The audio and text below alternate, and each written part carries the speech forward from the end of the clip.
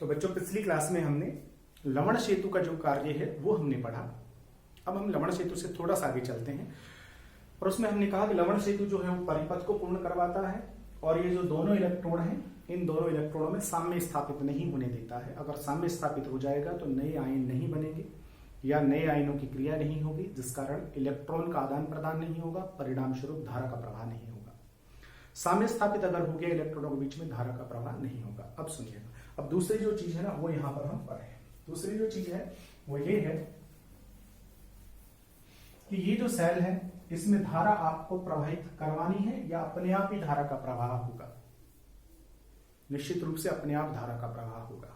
आपको तो बस व्यवस्था करके रख देनी है, स्विच ऑन कर दें, धारा का प्रवाह होगा। धारा का प्रवाह होगा इसका मतलब यहां भी क्रिया अपने आप होगी, यहां भी क्रिया अपने आप होगी। और अपने आप हो रही है इसका मतलब यहां होने वाली जो रेडॉक्स क्रिया है, रेडॉक्स क्यों? क्योंकि रिडक्शन भी हो रहा है, ऑक्सीडेशन भी हो रहा है। होने वाली जो रेडॉक्स क्रिया है ये रेडॉक्स क्रिया कैसी है? स्वतः परिवर्तित है, अपने आप हो रही है, अपने आप हो रही है, स्वतः परिवर्तित है, स्पॉन्टेनियस है। तो बता दीजिए जब प्रक्रम होने वाली क्रिया स्वतः परिवर्तित हो तो उनके लिए गिब्स ऊर्जा का मान कैसा होता है? स्वतः अगर परिवर्तित प्रक्रम है तो इसके लिए गिब्स ऊर्जा का जो मान है वो कैसा होगा? नेगेटिव होगा, याद रखना है। जबकि वो वाले जो सेल थे, कौन से सेल थे? वैद्युत अपघटनी जो सेल थे, वहां डेल्टा जी का मान कैसा था? पॉजिटिव था। इसलिए वहां पर आपको बाहर से धारा देनी पड़ती थी, तब जाकर के रासायनिक क्रिया हुआ करती थी। दूसरी चीज सुनना, अब हमें पता है कि साम्य अवस्था पर क्या होता है। साम्य अवस्था पर आपको पता है, साम्य अवस्था पर हमेशा डेल्टा जी का मान 0 होता है। साम्य अवस्था पर डेल्टा जी का मान कैसा होगा? 0 होगा। और जब डेल्टा जी का मान देखो, डेल्टा जी का मान क्या होता है? डेल्टा जी बराबर नेगेटिव होता है तो प्रक्रम अपने आप होगा। डेल्टा जी बराबर पॉजिटिव होगा तो प्रक्रम अपने आप नहीं होगा। और डेल्टा जी बराबर 0 हो जाए तो फिर वो कौन सी अवस्था होती है? साम्य अवस्था होती है। तो जब यहाँ साम्य अवस्था स्थापित हो जाएगी तो धारा का प्रवाह नहीं होगा। उस अवस्था में यहाँ गिब्स ऊर्जा का मान कितना हो जाएगा? 0 हो जाएगा। डेल्टा जी बराबर 0 हो जाएगा। ये हो गया हमारे पास में वैद्युत रासायनिक सेल, इलेक्ट्रोड सेल में होने वाली क्रियाएं, एनोड पर, कैथोड पर लवण सेतु का कार्य। अब वैज्ञानिक क्या कहते हैं वो सुनिएगा। वैज्ञानिक कहते हैं कि ये जो आपने सेल बना लिया है, वैद्युत रासायनिक सेल आपने जो बना लिया है, इस सेल को इतना बड़ा करने की जरूरत नहीं है। वो कहते हैं कि ये जो सेल है ना, इस सेल को आप बहुत छोटे से रूप में भी लिख सकते हो, बहुत छोटे से रूप में लिख सकते हो। तो देखिएगा अगला जो टॉपिक है वो है सेल सूत्र या सेल का निरूपण। सेल सूत्र या सेल का निरूपण। ये जो सेल आपने बनाया है, इस सेल को आप बहुत छोटे से रूप में भी लिख सकते हो, बहुत छोटे से रूप में भी निरूपित कर सकते हो। कैसे निरूपित करें? तो निरूपित करने का उन्होंने एक तरीका बताया हुआ है और तरीके को याद रखने के लिए आपको याद रखना है, क्या याद रखना है? आपको याद रखना है लोन। लोन लॉकडाउन है तो गवर्नमेंट ने जो लोन की किस्तें हैं उनको थोड़ा 3 महीने के लिए सस्पेंड किया है, 3 महीने बाद भरना। लोन क्या कहता है देखना। लोन में एल का मतलब है लेफ्ट साइड। अब आपको पता है आपकी लेफ्ट साइड कौन सी है, उस लेफ्ट साइड की बात है। कहता है कि एल का मतलब लेफ्ट साइड है। लेफ्ट साइड की तरफ आपको हमेशा ओ का मतलब है ऑक्सीडेशन। ऑक्सीडेशन जहां हो रहा है उस इलेक्ट्रोड को लिखना है लेफ्ट की तरफ। या ए का मतलब है एनोड, मतलब एनोड लिखना है आपको लेफ्ट साइड में। या फिर एन का मतलब है नेगेटिव चार्ज। इसका मतलब लेफ्ट साइड में आपको क्या लिखना है? लेफ्ट साइड में आपको जहां ऑक्सीडेशन की क्रिया होती है वो लिखना है, या एनोड लिखना है, या नेगेटिव चार्ज लिखना है। कैसे लिखना है वो सुनिएगा। तो यहां से एनोड को देख लीजिए एक बार। एनोड कौन सा? ये एनोड रहा। तो इस एनोड को आप लेफ्ट साइड की तरफ लिखोगे। कैसे लिखना है? तो जैसी क्रिया हो रही है ना वैसे लिखना है। क्या क्रिया हो रही है यहाँ पर? तो आपको याद होगा यहाँ पर हो क्या रहा है? यहाँ पर ये हो रहा है जिंक जो कि ठोस है वो किस में बदल रहा है? जिंक पॉजिटिव जो कि आयनों में बदल रहा है। हो ये क्रिया रही है। तो हमेशा क्या करना है? लोन लॉन, और जैसा है वैसा लिखना है, जैसा हो रहा है वैसा लिखना है। क्या हो रहा है, तो लेफ्ट साइड में एनोड, एनोड ये है, एनोड पर ये क्रिया हो रही है, तो एनोड पर आप यही क्रिया लिखेंगे। एनोड पर क्या लिखेंगे कि जिंक है ठोस, वो किसमें परिवर्तित हो रहा है, जिंक पॉजिटिव 2 के जलीय आयनों में परिवर्तित हो रहा है। अगर इन जलीय आयनों की भी यहाँ सांद्रता हो, मान लो 1 मोलरता, 2 मोलरता, 0.1 मोलरता, तो ब्रैकेट में आपको इसकी मोलरता भी लिखनी है। लेफ्ट साइड में जो हो रहा था वो आपने लिख दिया एनोड पर। फिर राइट साइड की बात आती है, राइट साइड में क्या लिखोगे, उल्टा लिखोगे। राइट साइड में लिखना है जहां क्या होता है, रिडक्शन होता है, जो कैथोड होता है जिसमें पॉजिटिव चार्ज होता है, तो ये कैथोड है। इस कैथोड को तुम्हें लिखना है राइट साइड की तरफ, ठीक है। जब इसे राइट साइड की तरफ लिखोगे तो देखिएगा यहाँ क्या क्रिया हो रही है, तो आपको पता है यहाँ पर क्या क्रिया हो रही थी। यहाँ पर जो क्रिया हो रही थी वो हो रहा था कॉपर पॉजिटिव 2 आयन, जो कि कहां पर पड़े हुए थे, जलीय विलयन में, जो किसमें परिवर्तित हो रहे थे, 2 इलेक्ट्रॉन लेकर के कॉपर के ठोस में परिवर्तित हो रहे थे। तो उधर जो क्रिया हो रही है वो हो रहा है कॉपर के आयन है जलीय आयन। अगर आप यहां से इनकी सांद्रता भी बताओ कि सर इनकी सांद्रता कितनी है, 1 मोलरता, तो आपको यहां से 1 मोलरता ये भी लिखनी है, और एक आपको यहां से खड़ी लाइन लगानी है, और फिर लिखना है कॉपर जो कि कैसा है, ठोस। तो ये आपका क्या हो गया, लेफ्ट साइड में एनोड, राइट साइड में क्या हो गया, कैथोड। और उसके बाद में ये दोनों के दोनों जो इलेक्ट्रोड हैं, ये दोनों इलेक्ट्रोड किसकी सहायता से जुड़े हैं, लवण सेतु की सहायता से। और लवण सेतु बनाने के लिए 2 इस प्रकार से तिरछी जो लाइनें हैं उन लाइनों को बना लिया जाता है। इस प्रकार का ये जो सूत्र बन गया है, इस सूत्र को ही हम कहते हैं सेल सूत्र या सेल का निरूपण। क्या कहेंगे इसे हम, जैसे हम कहेंगे सेल सूत्र या सेल का निरूपण कहेंगे, ठीक है। चलो, सेल सूत्र हो गया, सेल का निरूपण हो गया, इस तरीके से आप व्यक्त कर सकते हो। उल्टा, उल्टा सवाल कैसे, अगर मान लीजिए आपको कोई सेल सूत्र दे दिया जाए, अगर आपको कोई सेल सूत्र दे दिया जाए और फिर कहा जाए कि सेल सूत्र ये है, तो आप ये जो सेल सूत्र है, इस सेल सूत्र से फिर संभावित क्रियाएं लिखो। तो क्या आप सेल सूत्र से संभावित क्रियाएं लिख सकते हैं, नहीं। देखिएगा, एक मैं क्वेश्चन देता हूं और फिर आप उसे सॉल्व करेंगे।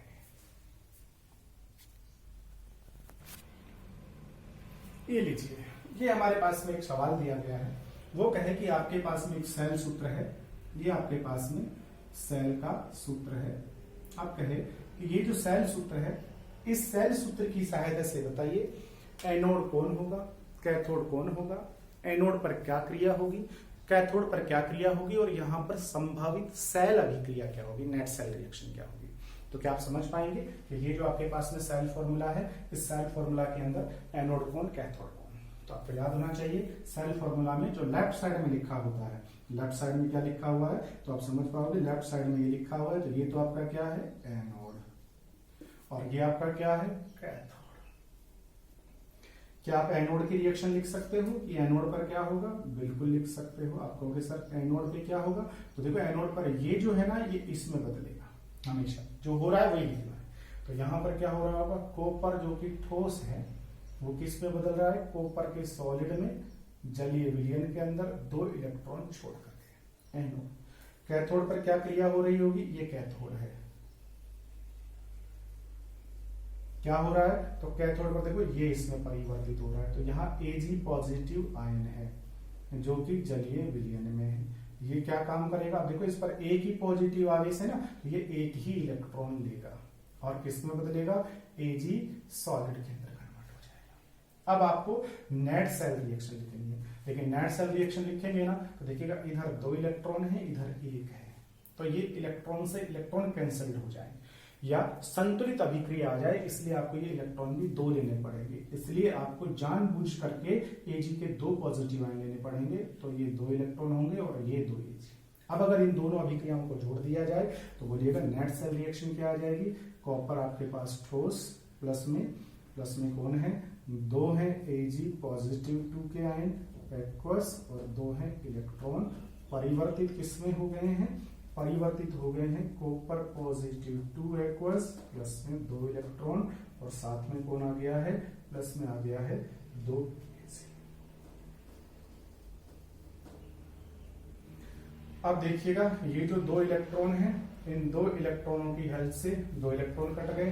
क्या हो गया है ये हो गया है आपके पास में कॉपर, संतुलित जो अभिक्रिया है वो आ गई है।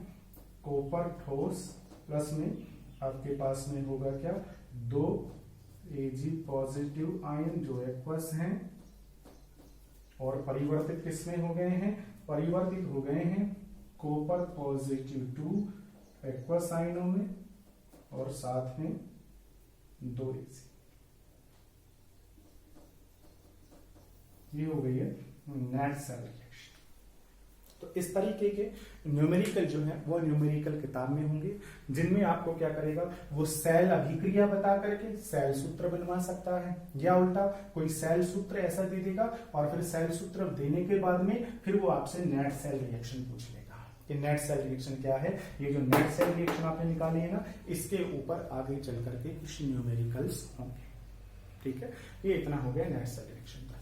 सेल हो गया, वैद्युत रासायनिक सेल हो गया, कैसे बना होता है, एनोड कैथोड किसे कहना है, ये सारा हो गया, धारा का प्रवाह।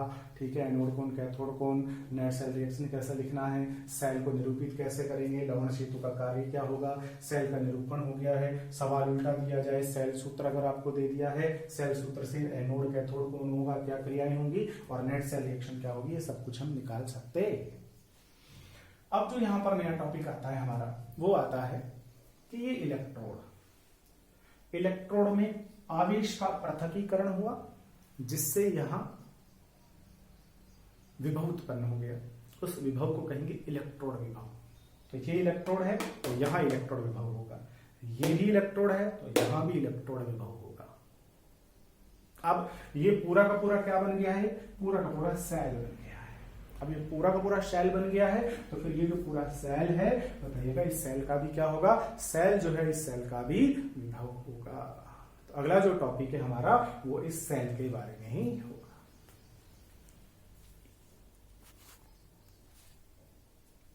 अगला जो टॉपिक है हमारा वो है सेल का विभव या सेल का विद्युतवाहक बल, जैसे हम सेल पोटेंशियल कह सकते हैं, जैसे हम ई सेल के द्वारा लिखते हैं। सेल जो है वो सेल आपका इन दो इलेक्ट्रोडों से बना है। ये जो इलेक्ट्रोड है इस इलेक्ट्रोड का क्या होगा, विभव होगा। कहोगे सर इसका विभव कहां से आया, तो इसमें आवेशों का पृथकीकरण होगा रासायनिक क्रिया के द्वारा। ये जो इलेक्ट्रोड आपने बनाया हुआ है यहाँ पर, इस इलेक्ट्रोड का भी क्या होगा, विभव होगा, वो भी आवेशों के पृथकीकरण के कारण से उत्पन्न होगा। दोनों इलेक्ट्रोडों को मिला के क्या बन गया है, सेल बन गया है। तो अब इस सेल का भी विभव होगा। बोलिए सेल का विभव क्या होगा, तो वैज्ञानिक क्या कहते हैं, वो कहते हैं कि ये जो सेल आपने बनाया हुआ है ना, इस सेल के अंदर जो दोनों के दोनों इलेक्ट्रोड हैं, दोनों जो इलेक्ट्रोड हैं, ये आपका कौन सा है, एनोड, और ये आपका कौन सा है, कैथोड। दोनों जो इलेक्ट्रोड हैं, इन दोनों इलेक्ट्रोडों के विभव का अंतर, ये भी इलेक्ट्रोड है, ये भी इलेक्ट्रोड, इसका विभव है, तो दोनों के विभव का अंतर जो होता है, उस अंतर को ही हम क्या कहते हैं, सेल का विभव या सेल का विद्युतवाहक बल कहेंगे। सेल का विभव या सेल विभव कह दीजिए, सेल विभव या सेल का विद्युतवाहक बल कहेंगे। क्या परिभाषा होगी सेल विभव की, किसी सेल में उपस्थित दोनों इलेक्ट्रोडों के विभव का अंतर क्या कहलाता है, सेल का विभव कहलाता है। तो ये जो सेल है, इस सेल का जो विभव होगा वो विभव क्या होगा, इन दोनों इलेक्ट्रोडों के विभव का अंतर होगा। अब अंतर निकालना होता है तो हमें घटाना पड़ता है, लेकिन किस में से कौन सा घटाना है, अब ये तुम्हें याद रखना है किस में से कौन सा घटाना है। तो वो कहता है कि जो आपके पास में कैथोड है, उस कैथोड का जो विभव है, उस कैथोड के विभव में से किसका विभव घटा दीजिएगा, एनोड जो है ना, उस एनोड का विभव अगर आप घटा दें तो दोनों का अंतर आ जाएगा। उस अंतर को ही हम क्या कहते हैं, सेल का विभव कहते हैं। कैथोड का जो विभव है उसमें से एनोड का विभव घटा दीजिए, तो जो अंतर आए वो अंतर क्या कहलाएगा, अंतर दोनों का निकल के आ जाएगा, जो अंतर आए उसी को हम क्या कह देंगे, सेल का विभव कह देंगे। ये हो गया सेल विभव। अब आपके दिमाग में आएगा कि सर कैथोड से एनोड घटाना है, क्या हम एनोड से कैथोड घटा सकते हैं? बिल्कुल घटा सकते हैं, लेकिन यहां पर ऐसा नहीं करना है। यहां पर तुम्हें कैथोड के विभव में से एनोड का जो विभव है वही घटाना है। ऐसा भी किया जा सकता है, एनोड से कैथोड भी घटाया जा सकता है, लेकिन उसके लिए परिस्थितियां कुछ और होंगी, ठीक है ना, वो भी हम आगे डिस्कस करेंगे। तो याद कैसे करना है, इसको याद रखना है, क्योंकि ये सबसे इंपॉर्टेंट फॉर्मूला इस चैप्टर का। याद कैसे करना है तो देखिएगा, जिस तरीके से साइंस वाले जो बच्चे होते हैं, उसमें भी मैथ्स वाले जो होते हैं, वो क्या करते हैं, वो इंजीनियरिंग करते हैं, नीट का एग्जाम देते हैं, जेई का एग्जाम देते हैं और इंजीनियरिंग करते हैं। बायो के जो बच्चे होते हैं वो नीट का एग्जाम देते हैं और एमबीबीएस करते हैं। ऐसे ही कॉमर्स वाले जो बच्चे होते हैं वो सीपीटी का एग्जाम देते हैं और वो सीए करते हैं। याद रखना है, कॉमर्स के जो बच्चे होते हैं वो क्या करते हैं, सीए करते हैं, चार्टर्ड अकाउंटेंट सीए करते हैं। तो आपको भी क्या करना है, जब आप सेल का विभव निकालो तो विभव निकालोगे तो आपको सीए करना पड़ेगा। सीए कैसे करेंगे, तो सीए का मतलब है, सी का मतलब क्या होता है, कैथोड, और ए का मतलब क्या होता है, एनोड। तो आपको क्या करना है, कैथोड में से आपको एनोड घटाना है, हमेशा याद रखें, सीए करना है, कैथोड माइनस एनोड। अच्छा, अगर याद हो आपको तो पिछली 2-3 क्लासों में मैंने पढ़ाया था सीआई। सीआई कहां बताया था, यहां पर मैं सीए कह रहा हूं, एक बार मैंने सीआई बताया है। सीए तो विभव निकालने में काम में लेना है, सीआई कहां काम में लेना था, जब हम वियोजन की मात्रा ज्ञात करते थे। और वियोजन की मात्रा ज्ञात करते थे तो क्या कहते थे कि किसी विशेष सांद्रता पर मोलर चालकता और अनंत तनुता पर मोलर चालकता, तो सीआई याद आया आपको। और इसी चैप्टर में आगे क्या और बताया आपको, मैंने ऐसा ही बताया हुआ है कि अगर आरसी नहीं है तो गाड़ी को रोकेगा, ठीक है ना। तो ये सारी चीजें हैं जो कि आपका कंफ्यूजन दूर करेंगे। तो आपको क्या करना है, सीए करना है। तो आप कैथोड के विभव में से किसका विभव घटा दीजिए, एनोड का घटा देंगे। दोनों जो इलेक्ट्रोड हैं, दोनों इलेक्ट्रोडों के विभव का जो अंतर है वो क्या कहलाएगा, आपका सेल का विभव कहलाएगा। अच्छा, अब सुनिए, सेल का विभव आ गया है, लेकिन कई बार यहां पर कुछ ऐसा भी लिखा होता है सेल का विभवांतर। सेल का विभवांतर। अब सेल का विभवांतर और सेल का विभव क्या दोनों एक चीज है? नहीं, दोनों के दोनों अलग अलग चीज होती है। सेल विभव अलग चीज है और सेल का विभवांतर अलग चीज है। ये दोनों टॉपिक आपने फिजिक्स में कहीं पढ़े होंगे। बस यहां पर इतना ध्यान रखना है कि सेल का विभव किसे कहते हैं। सेल का विभव होता है किसी भी सेल के अंदर दो जो इलेक्ट्रोड हैं, दो जो इलेक्ट्रोड हैं, इन दोनों इलेक्ट्रोडों के बीच में विभव का अंतर कब, जब, अब सुनना, सेल विभव देखिए क्या है, सेल विभव है दोनों इलेक्ट्रोडों के बीच विभव का अंतर कब, जब सेल में किसी प्रकार की कोई धारा प्रवाहित नहीं हो रही हो तब। और अगर सेल के अंदर कोई धारा प्रवाहित हो रही है तब दो इलेक्ट्रोडों के बीच के विभव का अंतर जो होता है उसे हम कहते हैं सेल का विभवांतर। कब, जब सेल में धारा प्रवाहित हो रही हो। परिभाषा सेम है दोनों की दोनों, सेल विभव, सेल विभवांतर। सेल का विद्युत वाहक बल और सेल का विभवांतर। सेल का विद्युत वाहक बल, सेल के दो जो इलेक्ट्रोड हैं उन दोनों इलेक्ट्रोडों के विभव का अंतर, लेकिन कब, जब सेल में कोई धारा प्रवाहित नहीं हो रही हो तब। जब सेल में धारा प्रवाहित हो रही हो तब दो इलेक्ट्रोडों के विभव का अंतर क्या कहलाता है, सेल का विभवांतर। धारा प्रवाहित नहीं हो रही हो तब दोनों इलेक्ट्रोडों के विभव का अंतर है उसे हम क्या कहते हैं, सेल का विद्युत वाहक बल कहते हैं। जब धारा प्रवाहित नहीं हो रही होगी तो विभव का अंतर अधिकतम रहेगा, अर्थात सेल का विद्युत वाहक बल का मान अधिकतम रहेगा। लेकिन जब धारा प्रवाहित होगी तो उस समय वहां परिपथ में कुछ ना कुछ प्रतिरोध होगा, और प्रतिरोध होने के कारण से वहां विभव का जो अंतर है वो अधिकतम नहीं रहेगा बल्कि कुछ कम रहेगा।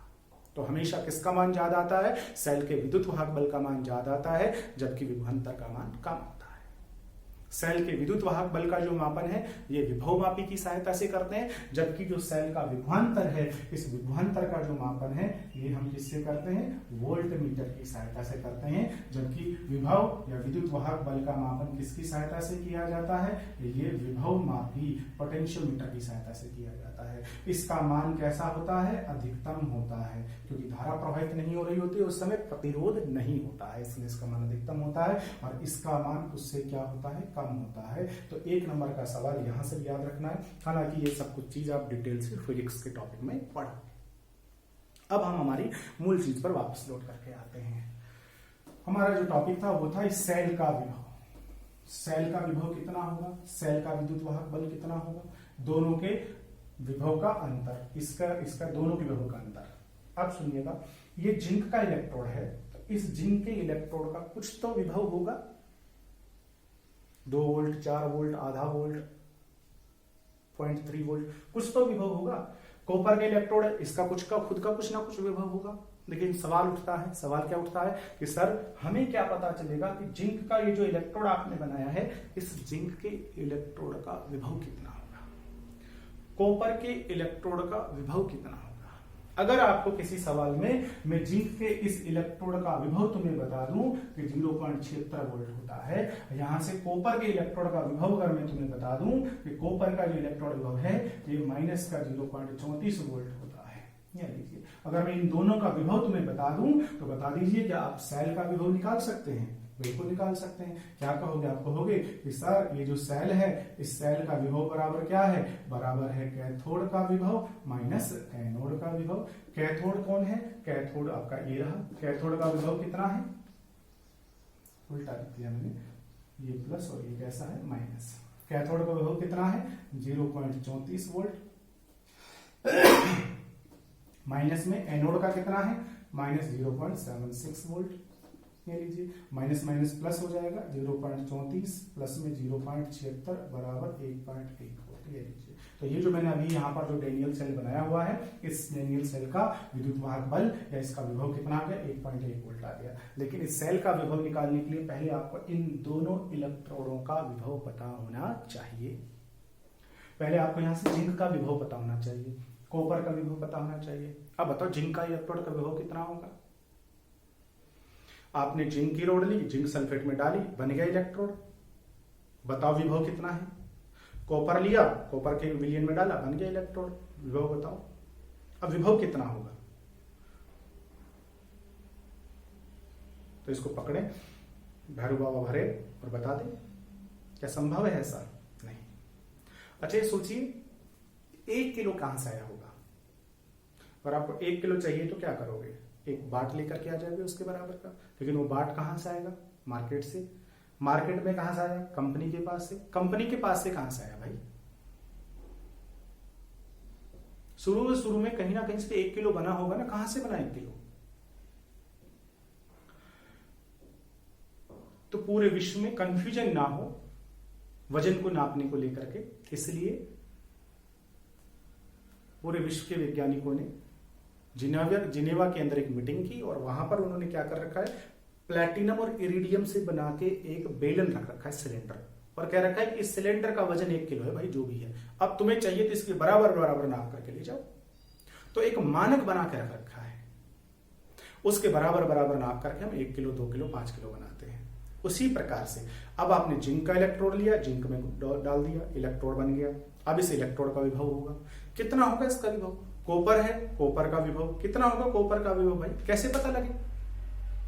तो उसके लिए वैज्ञानिकों ने क्या किया हुआ है, उसके लिए वैज्ञानिकों ने इन सारे इलेक्ट्रोडों में से एक मानक इलेक्ट्रोड बना रखा है, और वो जो मानक इलेक्ट्रोड है ना, उस मानक इलेक्ट्रोड का विभव उन्होंने मान रखा है कि इसका इतना है। और कहता है कि अब अगर तुम्हें जिंक का ज्ञात करना है तो इससे तुलना करके ज्ञात कर दो, कॉपर का ज्ञात करना है तो इससे तुलना करके ज्ञात कर दो, निकल का ज्ञात करना है इससे तुलना करके ज्ञात कर दो। तो एक मानक इलेक्ट्रोड बनाया हुआ है, और उस मानक इलेक्ट्रोड से तुलना कर करके दूसरे जो इलेक्ट्रोड होते हैं उन इलेक्ट्रोडों का इलेक्ट्रोड विभव ज्ञात किया जाता है। तो क्या पढ़ा हमने, सेल का विभव होगा, सेल का विभव निकालना है, दोनों का अंतर भी कैसे निकालना है, कैथोड माइनस एनोड करके। अगर इसका विभव पता हो, इसका विभव पता हो तो हम सेल का विद्युत वाहक बल बता सकते हैं। लेकिन इन दोनों का मान कहां से आएगा, इलेक्ट्रोड जो है ना, वो इलेक्ट्रोड तुमने बनाया, उस इलेक्ट्रोड का विभव कहां से आएगा। तो उस इलेक्ट्रोड के विभव को निकालने के लिए क्या किया हुआ है, एक मानक इलेक्ट्रोड बनाया हुआ है, और उसका जो विभव है वो विभव वैज्ञानिकों ने माना हुआ है।